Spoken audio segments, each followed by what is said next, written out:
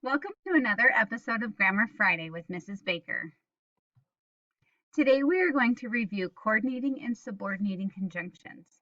A subordinating conjunction connects or links a dependent clause or an incomplete thought to an independent clause. The idea that a subordinating conjunction introduces is said to be subordinate or it's dependent because it cannot be a sentence all by itself. For example, I have to walk the dog because my dad ordered me.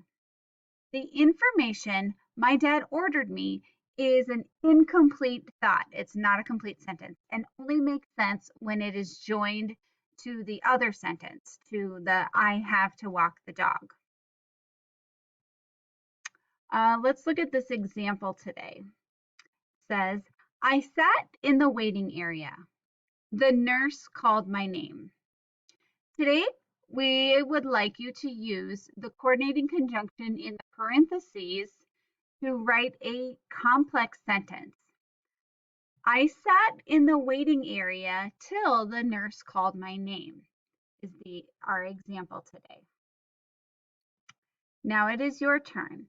So please connect the two short and simple sentences by using the subordinating conjunction in the parentheses. Write a complex sentence. Number 1, I heard a strange noise coming from the attic. I was taking a shower.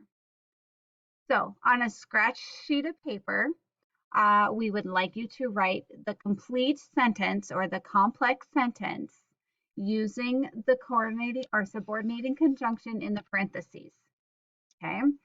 Number 2 says, the students were listening attentively. The teacher was explaining. Again, use the word while and connect those two sentences.